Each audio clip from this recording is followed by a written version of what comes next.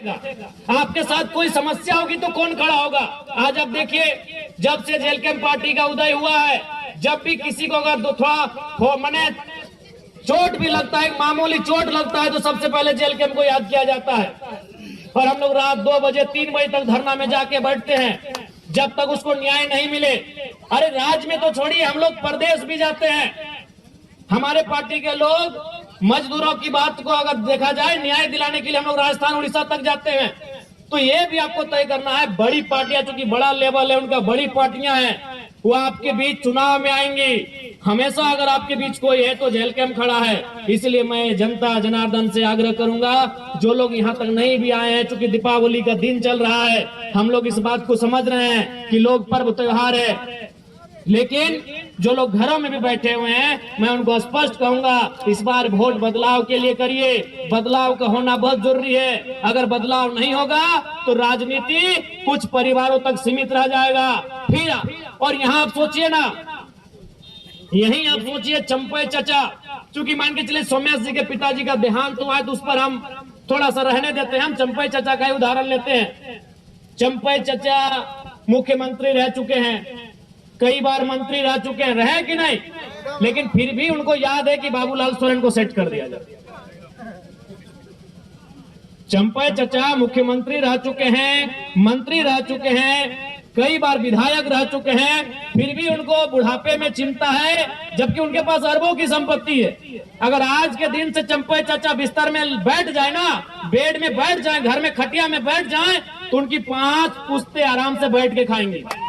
आज भी अगर चंपई चाचा कुछ ना करे, चंपई चाचा अगर कुछ ना करे, तो उनकी हमें लगता है कम से कम, ज्यादा तो हो, बहुत ज्यादा होगा, 5 पुश्ते यानी 5 पीढ़ियां बैठ के खाएंगे। फिर भी उनको चिंता है कि बाबूलाल सोरेन को विधायक कैसे बनाना है। बगल में रघुवर दास जी हैं, मुख्यमंत्री रह चुके हैं, गवर्नर रह चुके हैं, कई बार वो भी मंत्री रह चुके हैं, हमको लगता है 5-6 बार विधानसभा भी जा चुके हैं, यानी विधायक बन चुके हैं। फिर भी उनको चिंता है कि अपनी पुतोहू को टिकट देके विधायक बना दिए, जबकि आपको भी मालूम है वो 5-10 पीढ़ी बैठ के खाएंगे। लेकिन रघुवर चचा को भी चिंता है कि हमारी पुतोहू विधायक कैसे बने। यही आपके अर्जुन मुंडा जी, हमारे इस राज्य के और एक मुख्यमंत्री, बहुत नामी चेहरे, केंद्र में भी मंत्री रह चुके हैं, उनको भी चिंता है कि अपनी पत्नी को इस बार टिकट दिला दे, पोटका से उनकी पत्नी लड़ी। तो ये अब जनता को तय करना है कि जो मुख्यमंत्री रहा है उसको अपने बच्चों की चिंता है, उसे अपने बेटे की, पुतोहू की, पत्नी की चिंता है। तो जनता अपने बच्चों की चिंता करती है नहीं करती है, ये आप पे डिपेंड करता है। उनसे सीखिए कम से कम। वो मैं 3 मुख्यमंत्री का आपको नाम गिनाया, आप ही के कोल्हान के, उधर मधुपुरा को छोड़ देते, अभी दूरी है, यही आपके अगल बगल के चंपई चचा, रघु चाचा, मुंडा जी, 3 मुख्यमंत्री। और किनको टिकट दिलाया? एक ने बेटे को जो घाटशिला में उम्मीदवार है, एक ने पत्नी को जो चुनाव हार गई, और एक ने अपनी पुतोहू को जो चुनाव जीत के विधायक बनी है। अरे जिनके पास अरबों की संपत्ति है, लाख और करोड़ तो छोड़िए, अरबों की, जिनकी संपत्ति अनुमानित अरबों की है, आज वे लोग चिंता कर रहे हैं मेरा बेटा कैसे विधायक बने, मेरी बहू कैसे विधायक बने, मेरी पत्नी कैसे विधायक बने। तो आज जनता को भी सोचना होगा कि जनता की आवाज कौन बनेगा, जनता के लिए लड़ेगा कौन, जनता के बच्चों के भविष्य की आवाज कौन बनेगा, उनके शिक्षा, स्वास्थ्य, रोजगार पे बात कौन करेगा, उसके लिए उनको वोट करना है, ये जनता को समझना होगा। और नहीं तो फिर इसी प्रकार ये राजनेता इस राजनीति को हमसे दूर लेके चले जाएंगे। जब भारत देश में वोट देने की तारीख की शुरुआत हो रही थी, जब भारत देश में वोट देने का नियम बन रहा था, तो देश के संविधान निर्माताओं के प्रमुख डॉक्टर भीमराव अंबेडकर जी ने कहा था कि आज के बाद से इस देश में राजा रानी के पेट से नहीं, मतपेटी से निकलेगा। लेकिन जनता ने उस पैटर्न को तोड़ दिया है।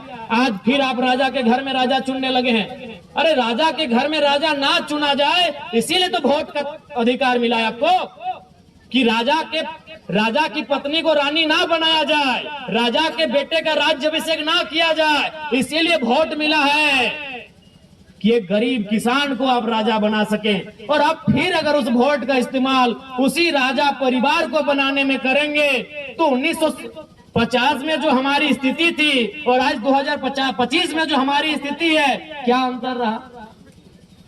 ये वोट का अधिकार क्यों मिला? ये वोट का अधिकार इसीलिए मिला था कि राजा के घर में राजा नहीं होगा, राजा के घर में रानी नहीं होगी। एक साधारण सा पढ़ा लिखा नौजवान, चाहे वो किसान का बेटा रहे, वह दलित का बेटा रहे, वह आदिवासी का बेटा रहे, वह किसी मजदूर का बेटा क्यों ना रहे, अगर उसमें टैलेंट होगा वो हकदार होगा, वो जनता के बीच से चुन के जाएगा। इसलिए वोट की व्यवस्था आई। लेकिन हम और आप तो फिर उस व्यवस्था को दरकिनार कर रहे हैं। तो अगर आज 2025 में अगर हम लोग फिर उस व्यवस्था को दरकिनार करते हुए राजा के घर में राजा के बेटों को विधायक सांसद चुनेंगे, तो याद रखिएगा 2050 आते आते फिर से आपको आभास होगा कि हम नाम के लोकतंत्र में असल में राजतंत्र का हिस्सा बन के रह गए। आपको उस समय फिर एहसास होगा कि अंग्रेज चले गए, लेकिन उनकी ईस्ट इंडिया कंपनी आज HCL कंपनी का रूप धारण कर चुकी है। आज टाटा टिस्को टेल्को के रूप में काम कर रही है। क्योंकि आपने फिर से वही परिपाटी को दोहराया, आपने फिर से वही पैटर्न को दोहराया कि राजा के घर में ही जो होगा देखा जाएगा। तो फिर जनता का सुनेगा कौन, जनता की पूछेगा कौन? आप ईमानदारी से बताइए, घाटशिला में अगर कोई भी जरूरत पड़ा, घाटशिला में अगर कोई भी दुख पड़ा, तो क्या वे लोग आपके बीच आकर इस प्रकार जमीन में बैठेंगे? क्या आपके साथ ढोल कन में बैठकर आपके लिए आंदोलन करेंगे? क्या आपके साथ सड़क में बैठकर आपकी आवाज को बुलंद करेंगे? नहीं करेंगे। वो साहस अगर किसी में है तो केवल और केवल जेल कैंप पार्टी में है। इसलिए हमारे प्रत्याशी श्री रामदास मुर्मू जी को विजयी बनावे। अभी देखिए, चंपे चाचा सुन रहे थे, कहीं आके भाषणबाजी कर रहे थे कि नगरी में हम ये कर दिए। आप भी जानते हैं नगरी में कुछ किए, सबको उसका लिए। नगरी वाला याद होगा आपको, रिम्स 2 जमीन का मामला, सभी आदिवासी लोग को उसका लिए। आदिवासी लोग लोहरदगा से आए, खूंटी से आए, लातेहार से आए, सिमडेगा से आए, गुमला से आए, रामगढ़ से आए, सिल्ली से आए, और पता चला चंपई चाचा है ये नहीं। वहां कौन था? सुबह देवेंद्र नाथ महतो थे और शाम को जयराम महतो था। वो हाल जुटने का काम कौन किए? हमारे पार्टी के देवेंद्र बाबू किए कि नहीं? चंपई चाचा डर से अंदर में थे। और उनका बेटा का बोली आप सुने होंगे, बाबूलाल भैया का। उनका मीडिया को बनाए, उनको पूछा, पुलिस बोला कि चलिए आपको अरेस्ट करके थाना ले जाते हैं। बोला ना, हम यूट्यूब में देखे हैं, हम लोग एक आदिवासी भाई का इनकाउंटर हुआ है, तो आप मेरा भी इनकाउंटर कर देंगे, हमको डर है। तो बताइए बाबूलाल दा, इतना डरिएगा तो राजनीति काहे कर रहे हैं? चंपई चाचा इतना खेत ला दिए हैं, बस जोतिए और खाइए। सुने कि नहीं? कि नहीं, हम घर चले जाएंगे। ये बाबूलाल जी का स्टेटमेंट है कि हम घर चले जाएंगे। तो इसलिए अब आपको तय करना है। और देखिए, जहां तक पूर्व मंत्री जी का बात है, उनको तो मैं पहले श्रद्धांजलि अर्पित करता हूं। रामदास बाबू नहीं रहे हमारे बीच। उसी समय दिसम गुरु शिबू सोरेन का भी देहांत हुआ, निधन हुआ। निसंदेह उनके निधन होने से, उनके दुनिया से चले जाने से राज्य की जनता मर्माहत है, राज्य की जनता में दुख है। लेकिन ये जरूरी नहीं है कि उनके घर से जो आएगा विधायक बनने के लिए वही उस राज्य को चलाएगा या फिर वही उनकी तरह काम करेगा। यहाँ सिंपल है। आपको याद होगा, जब हमारे ही डुमरी विधानसभा में जगन्नाथ बाबू नहीं रहे, तो वहां एक स्लोगन आया कि टाइगर विल रिप्लेस टाइगर। क्योंकि जगन्नाथ बाबू को भी वहां टाइगर कहा जाता था। सुने, आज उनके पिताजी का भी निधन हुआ, उनको भी हम श्रद्धांजलि अर्पित करते हैं। तो वहां भी जनता के बीच से एक आवाज आया कि टाइगर विल रिप्लेस टाइगर। तो घाटशिला में भी आवाज आना चाहिए, रामदास विल रिप्लेस रामदास। हमारे डुमरी विधानसभा से जहां हम विधायक बने, वहां एक ही वो नारा गूंज रहा था कि टाइगर की जगह टाइगर लेगा। जरूरी नहीं कि उसका परिवार सही होगा, जो टाइगर होगा वही टाइगर की जगह लेगा। और टाइगर ने जगह डुमरी में ले लिया। अब हम यहाँ कह रहे हैं, घाटशिला में वही कह रहे हैं कि रामदास जी की जगह रामदास जी लेंगे। सीधा बात है, रामदास सोरेन जी की जगह रामदास मुर्मू जी लेंगे, रामदास जी की जगह रामदास जी लेंगे। ये तो आवश्यक नहीं है कि भाई उनके घर में जो जन्म ले, उनका जो खून हो वही उनके जैसा हो, वही उनके जैसा काम करिए। जरूरी है? अगर ऐसा होता तो आज प्रधानमंत्री गांधी का पोता को होना चाहिए था, गांधी जी का पोता को होना चाहिए था, भगत सिंह के रिश्तेदार को होना चाहिए था, सरदार पटेल के रिश्तेदार को होना चाहिए था, नेताजी सुभाष चंद्र बोस के रिश्तेदारों को होना चाहिए था कि नहीं? अब गांधी जी अगर 1942 में आधे कपड़ों का आधा कपड़ा पहन के आंदोलन किए हैं, और उनका वंशज अगर आज वोट टाइम में आके कहेगा कि हमारे पूर्वज महात्मा गांधी जी उस समय ऐसा किए हैं, अब तो भाई आज का समय अलग है, उस समय अलग थे। गांधी पूरे देश के थे, अपने परिवार के नहीं थे। क्या रामदास बाबू अपने परिवार के थे? नहीं, वो झारखंड के मुख्य माफ कीजिएगा मंत्री थे। रामदास बाबू जब झारखंड के मंत्री थे तो झारखंड का कोई बेटा उनकी जगह लेगा, उनका ही परिवार क्यों लेगा? और हमको आज तक समझ में नहीं आया भाई ये सहानुभूति क्या है, इस सहानुभूति राजनीति में क्यों? आप ही बताइए, क्या अगर कोई किसी डॉक्टर का निधन हो जाए तो क्या डॉक्टर के बेटे को डॉक्टर बनाया जाता है? क्या बनाना उचित भी रहेगा? अगर किसी डॉक्टर का बिना समय से पहले अगर निधन हो जाता है तो क्या डॉक्टर के बेटे को डॉक्टर हम बनाएंगे? क्या टीचर का निधन होने पे टीचर के बेटे को टीचर बनाएंगे?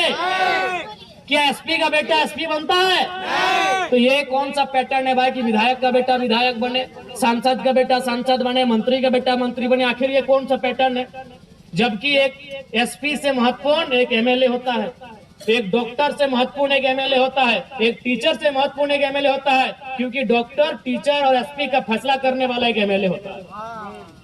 वो विधायिका का अंग होता है, वो सरकार का अंग होता है। वो फैसला करेगा कि आपके स्कूल में टीचर कितने होंगे, वो फैसला करेगा कि आपके जो हॉस्पिटल उसमें दवा का दाम क्या होगा, वो फैसला करेगा कि आपका यहाँ आईएएस का कौन यहाँ नया तबादला हो के आएगा। तो जो फैसला करता है, जो नियम बनाता है, जो इस राज्य को चलाता है, वहां सहानुभूति क्यों? हम सहानुभूति रखते हैं? जिन्होंने अपने परिवार में किसी को खोया है हम सहानुभूति रखते हैं। सहानुभूति का मतलब उसके दुख में खड़ा होना, सहानुभूति का मतलब होता है उस परिवार के दुख में खड़ा होना। हम लोग दुख में खड़े हैं, अगर उस परिवार को कुछ घटेगा हम लोग देंगे। विधायक बना देना ये कौन सा सहानुभूति है भाई? जब हम डॉक्टर के निधन पे डॉक्टर के बेटे को रिप्लेस नहीं करते हैं, जब वकील के निधन पर वकील के बेटे को वकील बना के रिप्लेस नहीं करते हैं, तो आखिर देश में ये सहानुभूति कब तक चले? इसलिए जो मंत्री जी नहीं है, हम लोग पुनः श्रद्धांजलि भी देंगे और सहानुभूति रखेंगे परिवार के प्रति, लेकिन उनको जो रिप्लेस करेगा, उनकी जगह जो जाएगा, ये बिल्कुल भी जरूरी नहीं है कि उनका अपना घर से संबंधित हो, उनके ब्लड से संबंधित हो, उस क्षेत्र का कोई ऐसा युवा जो पढ़ा लिखा हो उनकी जगह जाए और झारखंड की आवाज को, घाटशिला की आवाज को, घाटशिला के माओ बहनों की आवाज को, घाटशिला के बुजुर्गों की आवाज को, घाटशिला के नौजवानों, किसानों, छात्रों की आवाज को विधानसभा में प्रेजेंट करे। कोई वहां जुट कर जाए, कोई वहां जुट कर जाए। इसलिए इस बार घाटशिला के उपचुनाव में रामदास मुर्मू जी जो हमारे पार्टी के प्रत्याशी हैं, आप सभी से आग्रह है एक मौका दिया जाए, क्योंकि अब पढ़े लिखे नौजवानों की राजनीति में आने की दरकार है। आप भी जानते हैं रामदास मुर्मू जी यहीं ठीक बगल में आरडीएम नामक एक कोचिंग क्लास चला रहे हैं, पढ़े लिखे नौजवान हैं और आपके बीच से आते हैं। तो अगर आपके बीच से आएंगे तो आपके बीच की बात को वहां लेके जाएंगे। आज देखिए, आप मेरा ही उदाहरण लीजिए, आज 1 साल होने वाला है, लेकिन आज भी मेरे घर की स्थिति वही है जो 1 साल पहले थी। आज भी हमारे घर में बारिश होने पर पानी ऊपर से भी आता है और नीचे से भी मिट्टी गीला होता है।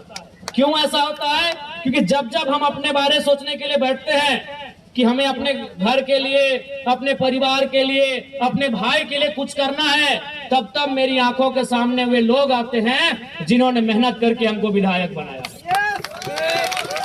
तब तब मेरी आंखों के सामने वे लोग आते हैं जिन्होंने वह लोकसभा का चुनाव, मई जून की गर्मी, घर घर जाकर चंदा लेकर, घर घर जाकर चावल सब्जी मांगकर, उस पैसे से जो अपनी गाड़ियों में तेल भरे हैं, उस पैसे से हमारा प्रचार किए हैं। तो जब जब हम अपने बारे सोचने बैठते हैं, तब तब वो मंजर हमारे आंखों के सामने आता है।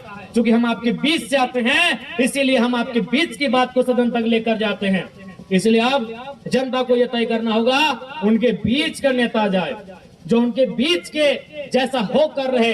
आज देखिए ना, आप जब भी आप हमसे मिलते हैं, और हमको तो लगता है कि अभी 1 साल होने के बाद भी न जनता ने हमको विधायक माना है, न हम खुद को विधायक मान पाए हैं।